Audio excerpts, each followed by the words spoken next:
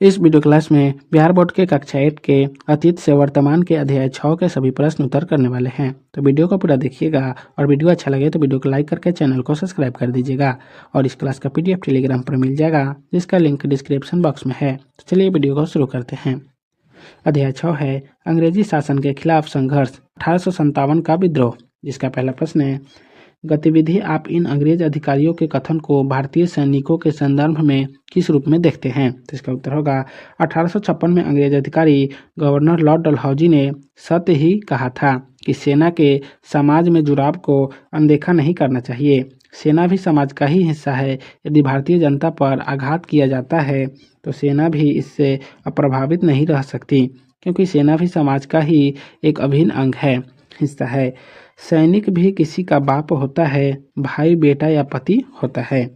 2 number प्रश्न है गतिविधि विद्रोही सैनिकों ने मुगल बादशाह बहादुर शाह जफर को अपना नेता क्यों चुना होगा। तो इसका उत्तर होगा मुगलों ने भारतीय जनता का उस प्रकार से कभी शोषण नहीं किया जैसे अंग्रेज ने किया, बल्कि मुगल शासकों ने अधिकतर सभी भारतीय वर्ग के साथ लेकर चलने की समझदारी दिखाई थी।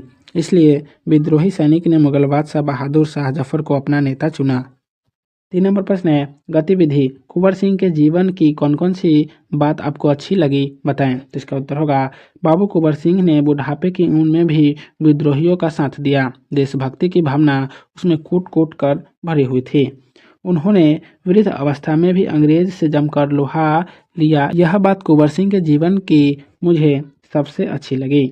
4 नंबर प्रश्न है गतिविधि सोचे अंग्रेज ने सबसे पहले दिल्ली पर ही अधिकार क्यों जमाया। तो इसका उत्तर होगा दिल्ली भारत की सत्ता का केंद्र था। दिल्ली पर अधिकार करने का सांकेतिक अर्थ था पूरे भारत पर अधिकार करना, इसलिए अंग्रेजों ने सबसे पहले दिल्ली पर ही अधिकार जमाया।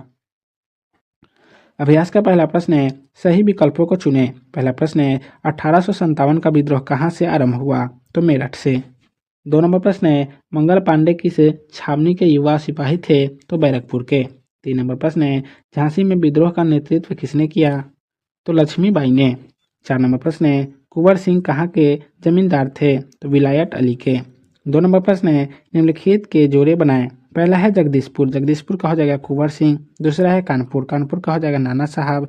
तीसरा है दिल्ली, तो दिल्ली का हो जाएगा बहादुर शाह जफर। चौथा है लखनऊ, लखनऊ का हो जाएगा बेगम हजरत महल।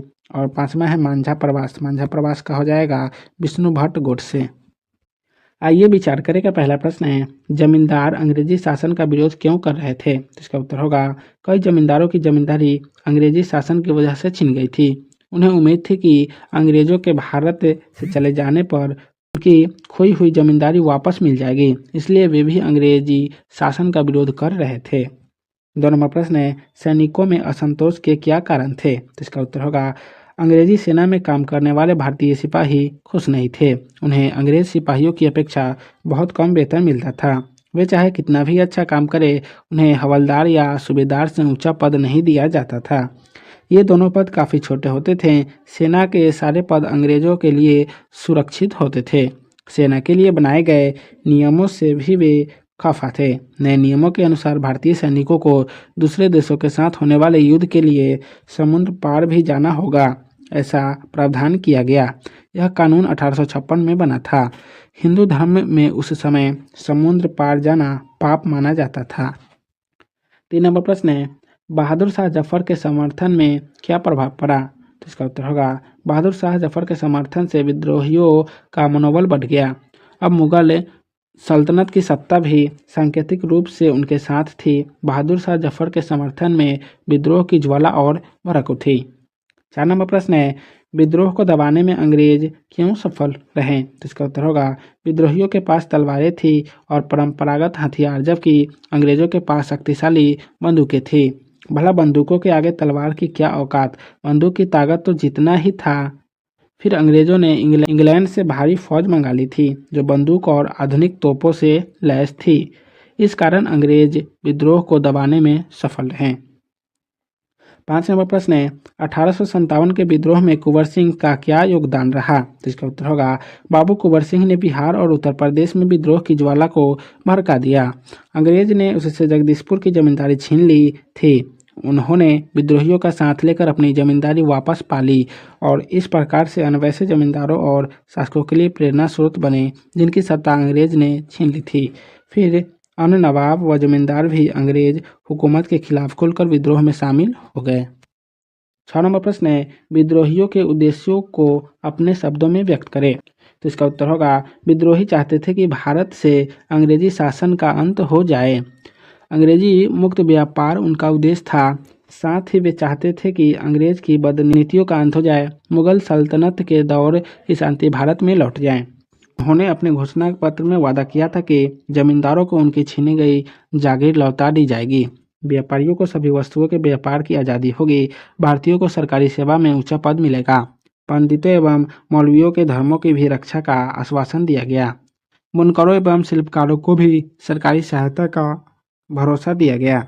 7 नंबर प्रश्न है, विद्रोह के बाद अंग्रेजी शासन के स्वरूप में क्या बदलाव आया। तो इसका उत्तर होगा, विद्रोह के बाद 1858 में ब्रिटिश संसद ने कानून पास करते हुए भारत से ईस्ट इंडिया कंपनी के शासन को समाप्त कर सीधे ब्रिटेन की सरकार के शासन को स्थापित किया। भारत के सभी शासकों को भरोसा दिया गया कि भविष्य में उनके राज्य को उनसे छीना नहीं जाएगा। सैनिक ढांचे में बदलाव करते हुए यूरोपीय सैनिकों की संख्या बढ़ा दी गई। उनका अनुपात 2:5 हो गया, यानी प्रत्येक 5 भारतीय सैनिकों पर 2 गोरे सिपाही को लगाया गया। अवध, बिहार, मध्य भारत एवं दक्षिण भारत से सिपाहियों की भर्ती करने की जगह गोरखा, सिख और पठान का ज़्यादा संख्या में भर्ती किया गया। इन 3 समूहों के सैनिक ने विद्रोह को दबाने में कंपनी को काफ़ी सहयोग दिया था। यह भी तय किया गया उन्होंने कि भारतीयों के धार्मिक एवं सांप्रदायिक जीवन के साथ छेड़छाड़ नहीं की जाएगी। तो आज की इस वीडियो क्लास को यहीं समाप्त करते हैं, फिर मिलेंगे नेक्स्ट वीडियो में। तो आप सभी को वीडियो देखने के लिए बहुत बहुत धन्यवाद।